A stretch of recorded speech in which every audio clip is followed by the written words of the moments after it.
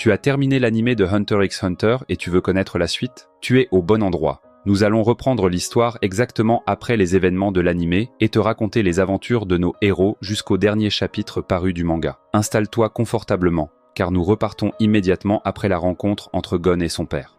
Gon et Jin reprennent chacun leur route, prêts à affronter de nouveaux défis. Soudain, dans le bureau de l'association des Hunters, où tous les Zodiacs sont réunis sauf Jin et Pariston, Beans, le secrétaire, fait irruption visiblement paniqué. Il tient en main une vidéo d'une importance capitale qu'il doit absolument montrer aux Zodiacs. Sur l'écran apparaît un homme se présentant comme Wiguru, l'empereur de Kakin. Il annonce avoir découvert un endroit aux ressources quasi infinies, qu'il désigne comme le continent caché, un territoire effacé de toutes les cartes officielles. On raconte que depuis 200 ans, toutes les tentatives d'y pénétrer ont conduit à des catastrophes majeures. Pour éviter tout incident, les 5 continents actuels avaient signé un traité interdisant toute intrusion sur ce continent. Cependant, l'empereur estime que la civilisation a suffisamment progressé et que les nations développées peuvent désormais se permettre de s'y rendre. Les Zodiacs commencent alors à débattre sur la légalité de cette expédition et la violation du traité. Mais Beans intervient pour souligner que ce n'est pas là le véritable enjeu. L'empereur révèle alors qu'il a trouvé l'homme idéal pour mener cette expédition, Beyond Netero, le fils du président Netero. Cette annonce surprend les Zodiacs, car personne ne soupçonnait l'existence d'un héritier. Beyond prend la parole dans la vidéo, affirmant qu'il est toujours à la recherche de nouveaux défis. Il ajoute qu'après des recherches mythologiques, il semblerait que leurs ancêtres proviennent tous d'un autre monde, différent du nôtre. Il invite ensuite toute personne intéressée à se rendre à l'Empire de Kakin afin de rejoindre l'expédition vers le continent caché. Sous le choc, les Zodiacs écoutent Beans expliquer qu'en réalité, 2 DVD avaient été laissés par Netero, destinés à être visionnés seulement si quelqu'un prétendait être son fils. La discussion s'engage alors sur la question de savoir s'ils doivent regarder le DVD sans la présence de Jin et Pariston. C'est à ce moment que Cheadle prend la parole, précisant qu'elle a une information importante à leur communiquer. Pendant ce temps, à Kakin, Beyond découvre que sa vidéo a été vue par plus de 100 millions de personnes en une seule nuit. Un assistant lui rappelle les démarches administratives pour obtenir légalement l'autorisation de chaque pays et effectuer l'expédition dans les règles. Beyond, cependant, affirme qu'il se rendra sur le continent quel que soit le cadre légal et qu'il affrontera quiconque se mettra en travers de sa route. De retour à l'association, Cheadle informe les Zodiacs que Jin et Pariston ont quitté le groupe, ce qui leur permet de visionner la vidéo en toute liberté. Elle précise également que le V5 a confié une mission spéciale, capturer Beyond Netero. Dans une base gouvernementale secrète, un nouvel agent est affecté à la surveillance du continent de Toku sous la direction d'un collègue plus expérimenté. Il passe en revue toutes les mesures mises en place pour empêcher toute intrusion sur le continent caché. Ils reconnaissent toutefois que Kakin a déjà pris de l'avance, en contournant les obligations administratives, ce qui est problématique car le gardien du Nouveau Monde déteste le manque de respect. En explorant le sous-sol, le nouvel agent découvre quelque chose d'étonnant, des formes humanoïdes comme torsadées. Son supérieur lui explique qu'il s'agit d'humains, du moins d'anciens humains. Il lui présente un ouvrage ancien, le carnet de bord d'un voyageur du Nouveau Monde, un recueil datant de plusieurs siècles relatant des explorations du continent caché. L'agent doit mémoriser chaque détail. Un passage décrit comment certains humains ont pénétré dans le Nouveau Monde et se sont retrouvés littéralement tressés comme une corde. Son supérieur lui demande ensuite de rédiger un rapport détaillé sur les risques liés à une expédition vers ce continent. Soudainement, une main frappe à une vitre. C'est un individu rongé par la folie et qui n'a plus eu de besoins vitaux depuis plus de 50 ans, si ce n'est que de se manger lui-même. Il s'agit d'un ancien Hunter, infecté par un virus lui conférant l'immortalité. Pendant ce temps, les Zodiacs visionnent le 2e DVD de Netero. Ils y apprennent que lors de la création du V5, une brigade secrète avait été envoyée explorer le continent caché avec Netero et son fils. Sans autorisation officielle, ils ont emprunté un chemin secret provoquant de nombreuses pertes humaines et un désastre pour l'humanité. Netero précise qu'il n'a visité le continent que 2 fois et avait interdit à son fils d'y retourner. Il demande qu'une personne encore plus audacieuse que son fils accomplisse cette mission. Les Zodiacs comprennent qu'il s'agit d'un dernier ordre implicite à suivre. Décidant de respecter cette volonté, ils savent qu'ils devront acquérir des connaissances sur le continent caché et la seule personne capable de les renseigner est Jin. Alors qu'ils discutent de la manière d'organiser leur participation, Beans reçoit un appel de Beyond Netero, qui annonce avoir été capturé et demande à ce que l'association contacte le V5 pour confirmer sa capture. Simultanément, l'agent gouvernemental lit le carnet de bord et découvre que l'humanité a rapporté 5 fléaux du continent caché. Bryon, gardien des ruines anciennes, Ai, une entité gazeuse, Elbel, le serpent à 2 queues, Papou, une bête anthropophage, et enfin le virus Zobae, responsable de l'immortalité. De retour auprès des Zodiacs, Beyond Netero est officiellement capturé.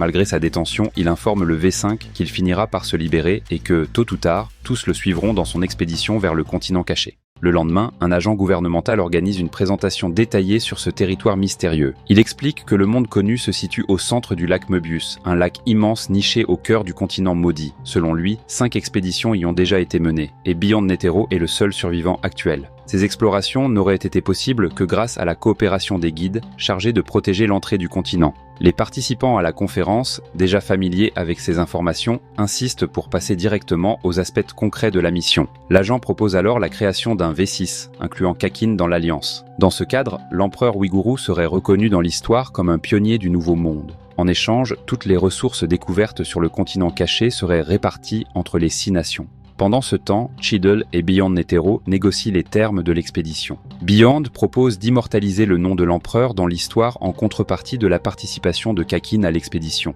En parallèle, l'association des Hunters, via le V5, s'engagerait à surveiller Beyond. Cheadle accepte cet accord, mais précise que Beyond devra rester incarcéré pour une période prolongée, le temps de mettre en place toutes les procédures. Beyond, de son côté, est prêt à attendre le temps nécessaire pour que l'expédition se concrétise.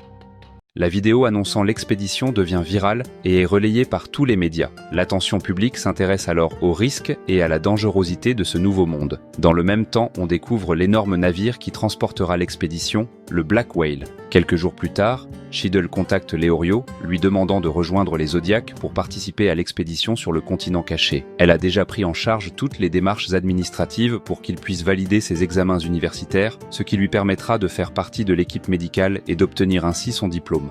Leorio accepte l'offre, mais, sachant qu'il reste encore une place parmi les Zodiacs, décide de proposer un candidat supplémentaire pour compléter l'équipe. Au même moment, Jean se rend auprès de Pariston pour discuter des fourmis chimères que ce dernier a récupérées et dissimulées, profitant de la situation pour surveiller de près les préparatifs concernant le continent caché. Pariston révèle qu'il tire un certain plaisir de la haine que lui portent les autres et précise qu'il a engagé des assassins pour éliminer certains candidats aux examens Hunter. Alors que la tension monte, l'un de ses hommes tente d'intervenir, mais Jean, utilisant son haine, lui projette une vision des conséquences s'il désobéit. Pour manipuler Pariston et obtenir ce qu'il souhaite, Jean décide de se positionner comme le numéro 2 de son groupe sous le leadership de Beyond Netero. Pendant ce temps, Misaistom, l'un des Zodiacs, tente de rencontrer Kurapika, mais les gardes sur place cherchent à l'en empêcher. Le Zodiac use alors de son haine pour immobiliser les gardes et attend l'arrivée de Kurapika. Alerté par les cris, ce dernier se montre et demande l'identité de son interlocuteur. Misaistom se présente et l'invite à rejoindre les Zodiacs pour participer à l'expédition vers le continent caché sur recommandation de Leorio. Kurapika décline l'invitation. Misaistom lui évoque alors les yeux écarlates. Les yeux de Kurapika deviennent rouges et il le met en garde sur les prochains mots qu'il va utiliser. Il révèle que l'association a identifié un grand collectionneur de ces yeux qui sera à bord du navire se rendant sur le continent caché, le 4e prince de Kakin, Tseriednich. Après réflexion, Kurapika accepte finalement de rejoindre les Zodiacs pour l'expédition. Une fois seul, il repense à toutes les personnes à qui il a repris les yeux de son clan et se fixe pour objectif le 4e prince, dernier détenteur des yeux Kuruta, qu'il entend bien récupérer. De retour auprès de Jean, les membres du groupe de Pariston lui demandent comment il compte devenir le numéro 2. Jean répond qu'il paiera le double de ce que Beyond Netero versera et qu'il le fera d'avance, sans exiger quoi que ce soit d'autre. L'un des hommes tente de négocier, mais Jean effectue le virement immédiatement. L'homme s'éloigne et aucun autre membre ne conteste la décision, y compris Pariston, qui accepte sans objection. Sur le chemin vers l'association des Hunters, Misaistom met Kurapika en garde contre la dangerosité de l'expédition et surtout contre le prince, dont il a perçu une aura inquiétante. Kurapika, impassible, répond que les monstres à apparence humaine sont ceux qu'il connaît le mieux. Parallèlement, Gon constate qu'il ne peut plus générer son aura, conséquence des événements récents. Jean, de son côté, explique au groupe de Pariston les dangers liés aux différentes calamités du continent caché, bien supérieurs à ceux des fourmis chimères. Il précise que Beyond Netero envisage une nouvelle route, mais que ce choix pourrait provoquer l'apparition d'une 6e calamité, alors que les 5 premières n'ont pas encore été maîtrisées. Le groupe questionne Jean sur les avantages à tirer de cette expédition. Il répond que chaque zone regorge de pierres ou de plantes capables de générer d'énormes quantités d'énergie, de produire n'importe quel liquide, de guérir toute maladie ou encore de prolonger la vie. L'association des Hunters avait déjà mené une expédition, mais selon Netero, le lieu reste extrêmement périlleux. Beyond, en dépit de l'interdiction paternelle, était parti avec son équipe pour rechercher la plante alchimique, mais ils sont revenus avec le virus Zobae, le plus redoutable des fléaux, tandis que la plante avait fané en chemin. Sur toute l'équipe, seuls 6 survivants ont réchappé à cette mission. Jean demande alors aux présents s'ils sont prêts à participer malgré ces risques. L'homme qui s'était éloigné plus tôt affirme qu'il suivra Jean partout, ayant déjà investi toutes ses économies pour les frais médicaux de sa sœur, désormais assurés. Une des membres s'interroge alors sur la manière dont le V5 a pris connaissance du continent caché. Jean explique qu'un explorateur solitaire avait parcouru les rives du lac Möbius et rédigé un mémoire d'exploration en 2 tomes, Est et Ouest. Seul le tome Est a été retrouvé et Jean émet l'hypothèse que le tome Ouest n'est pas perdu mais toujours en cours d'écriture par Don Fricks. Peu après, Jean reçoit un appel de Gon qui indique son incapacité à utiliser le naine. Jean lui rappelle que c'est normal après le serment qu'il a fait et que Gon devrait se réjouir d'être encore en vie. Gon décide de retourner sur l'île de la baleine auprès de sa tante Mito pour réfléchir à ses choix, mais avant cela, il doit s'occuper des formalités administratives liées à son statut de Hunter. Enfin, Jean rejoint le groupe de Pariston qui s'est scindé en 2 factions, celles acceptant son argent et celles qui le refusent. L'ensemble du groupe ne suivra ses instructions qu'une fois l'argent accepté par tous. Bien qu'il se présente comme de simples hunters, Jean sait que Beyond a recruté des spécialistes motivés pour cette expédition. Pariston, quant à lui, est contrarié par la tournure des événements et développe une animosité discrète envers Jean. Au même moment, dans une boîte de nuit luxueuse, un des agents du 4e prince de Kakin se charge de ramener 2 filles dans l'hôtel du prince. Après un certain temps, le prince, prenant une douche tout en parlant au téléphone, se plaint de la faible culture des filles et ordonne à son agent d'en ramener 2 autres. Cependant, derrière ce comportement superficiel, il commet un acte brutal et impitoyable. Les 2 jeunes filles sont sauvagement assassinées. Pendant ce temps, à l'association des Hunters, Cheadle s'occupe des clauses du contrat avec Beyond Netero, insistant sur tout ce qui ne doit absolument pas se produire lors de l'expédition vers le continent caché. Une fois l'appel terminé, elle présente le contrat à Beyond. Celui-ci le lit avec attention avant de le signer, mais souligne que 3 éléments restent encore en suspens: les capacités, les moyens et le contrat lui-même. Kurapika arrive enfin à l'association où Leorio l'attend. Cheadle se prépare alors à présenter les 2 nouveaux membres au Zodiac et fait un rapport détaillé sur les dangers et contraintes liés à l'expédition vers le continent caché. Kurapika pose alors une question précise. Combien de complices de Beyond Netero au sein de l'association ont été repérés? Il explique sa logique car il est évident que Beyond prépare cette expédition depuis longtemps et comptait sur le soutien de l'association dès le départ. Misaistom demande à parler à Kurapika en privé. Il partage son inquiétude. Même parmi les Zodiacs, il pourrait y avoir un traître. Cependant, aucune hypothèse ne peut être confirmée, puisque les Zodiacs ont été choisis directement par Netero. Misaistom ajoute toutefois que la présence possible d'une taupe pourrait être due à une erreur de jugement de l'ancien président. Après cette discussion, les Zodiacs se répartissent leurs rôles et leurs tâches. Les dates et modalités de l'examen sont ajustées afin de rassembler toutes les ressources humaines nécessaires pour l'expédition. 1 mois plus tard, Jean se retrouve avec l'équipe Pariston. Chacun essaie de le battre dans diverses disciplines, mais Jean les surclasse tous sans difficulté. Pariston arrive alors sur les lieux et admet que tous les assassins qu'il avait envoyés pour perturber l'examen ont échoué à cause de Kurapika, désormais intégré à l'association. Peu après, le groupe d'assassins revient avec leur chef, Muel, qui interroge Jean. Est-il du côté de l'association? Jean répond qu'il n'est aligné avec personne en particulier, mais qu'il se rapprocherait davantage de Beyond. Il précise qu'il est prêt à aider pour libérer Beyond, tout en avertissant qu'il ne souhaite pas laisser Pariston s'en sortir. Les assassins, étonnés que certains membres soutiennent partiellement Jean, insistent pour qu'il fasse un choix, Pariston ou lui. Jean et Pariston, face à cette pression, choisissent une 3e option: la mort pour eux. Immédiatement, les assassins matérialisent leur naine en armes et ouvrent le feu. Jean et Pariston prennent alors la fuite. Une fois à l'abri, Jean utilise une technique qu'il a observée chez Leorio. Jean dévoile ici son talent inné, il est capable de reproduire toutes les techniques qu'il subit. Il utilise donc ce talent sur ses ennemis. D'autres assassins se positionnent derrière un mur pour l'affronter, mais Jean repère leur position grâce à une technique d'ultrasons similaire à celle que pourrait utiliser Leorio. Connaissant désormais leur position exacte, Jean lance 2 vagues de naines qui traversent le mur et mettent KO tous les assaillants, les neutralisant par surprise. Jean se tourne alors vers Pariston et le prévient: la prochaine fois, au lieu d'orchestrer une mise en scène pour tester ses compétences, il n'aura qu'à le lui demander directement. De retour dans la pièce, Jean s'adresse au leader des assassins, Muel, et lui fait remarquer que son jeu d'acteur était mauvais. Il explique qu'il a immédiatement compris que toute la mise en scène n'était qu'une simulation et non une véritable attaque. Il ajoute ensuite que ses hommes ne sont pas encore suffisamment préparés pour affronter les dangers du continent caché. Muel révèle alors que leur mission n'était pas simplement de tester Jean, mais qu'ils constituent en réalité les troupes de soutien d'un robot piloté capable de matérialiser une arme extrêmement puissante, dont le nom de code est Golem. Jean comprend immédiatement que Muel est le chef de cette troupe et lui demande s'il pourrait convaincre l'autre groupe de soldats d'accepter l'argent prévu pour eux.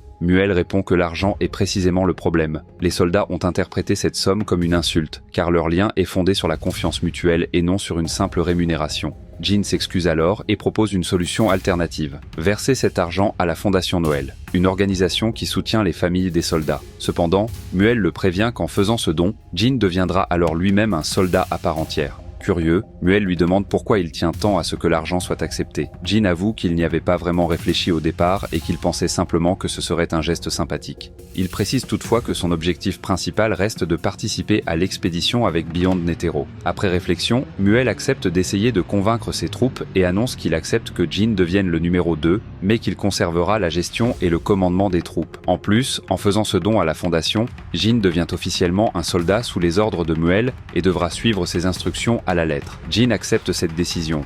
Pariston, qui a écouté toute la conversation, décide quant à lui de décliner sa candidature au poste de numéro 2. Il explique qu'il préfère observer comment Jean gère la situation avant de prendre une quelconque décision sur ses ambitions. Pendant ce temps, l'examen final des Hunters est lancé. Les candidats doivent répondre à 3 questions portant sur la vidéo de présentation de l'empereur de Kakin, détaillant l'expédition vers le continent caché. Kurapika, utilisant son pouvoir, examine minutieusement les réponses et parvient à démasquer plusieurs espions potentiels. Toutefois, il précise que son pouvoir n'est pas infaillible. Une personne capable d'altérer ou d'effacer la mémoire pourrait facilement dissimuler un espion en effaçant ses mensonges. Les Zodiacs et Kurapika réfléchissent alors à qui, parmi les membres de l'association, pourrait posséder un tel pouvoir. Pendant ce temps, le 4e prince de Kakin reçoit un appel d'un de ses frères, qui lui rappelle que celui qui reviendra vivant de cette expédition sera couronné roi. Le prince se réjouit à cette idée et entend bien accéder au trône, mais son frère le prévient qu'il veillera personnellement à ce que ce soit lui qui y parvienne. Peu après, un second appel informe le prince que l'association des Hunters exige un passage au détecteur de mensonges pour sa garde rapprochée, et que tout garde mentant serait immédiatement exclu de l'expédition. Anticipant cette situation, le prince ordonne à ses gardes de mémoriser le plan du bateau qui partira pour l'expédition. Revenons à la discussion entre Kurapika et Misaistom. Le Zodiac admet connaître à peu près toutes les capacités des autres Zodiacs et assure qu'aucun d'entre eux ne possède de pouvoir de manipulation mentale. Pourtant, Misaistom trouve étrange que Muel, l'assassin, et Yunde, le biochimiste, aient échoué à l'examen. Sa plus grande crainte demeure que Pariston ait laissé un allié secret avant de quitter l'association. Kurapika propose alors de surveiller discrètement les Zodiacs pour détecter tout comportement suspect. Misaistom réunit ensuite les Zodiacs, à l'exception de Kurapika et Leorio, et leur explique qu'ils soupçonnent la présence d'un allié de Beyond parmi eux.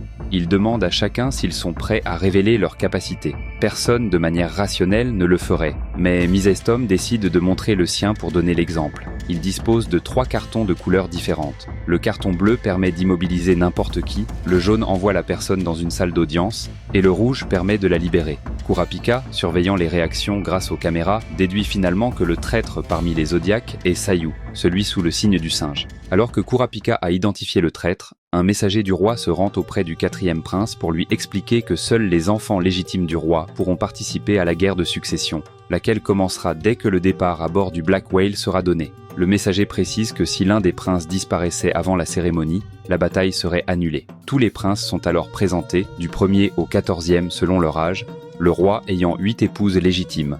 Le messager demande au prince de mettre une goutte de son sang et sa main dans une jarre particulière, ce que celui-ci exécute. Soudain, une mystérieuse fée apparaît et place un bonbon dans la bouche du prince. Le messager explique que ce rituel est propre à la famille royale de Kakin et que celui qui souhaite vraiment accéder au trône recevra un pouvoir spécial. Ce pouvoir, créé par le premier roi de Kakin, permet au prince d'accueillir en eux une entité spirituelle protectrice, une créature naine indépendante qui s'adapte parfaitement à la personnalité de son détenteur.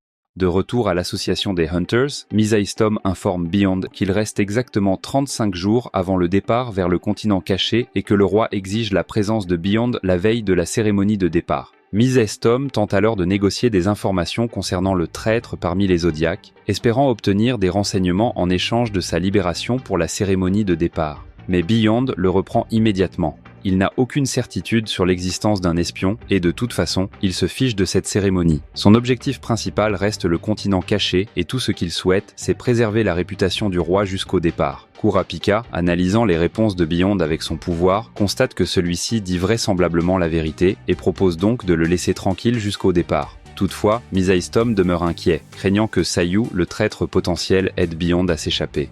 Kurapika, en revanche, n'est pas totalement convaincu de ce scénario. Tous ont intérêt à rester calmes et à ne pas précipiter les événements avant le départ.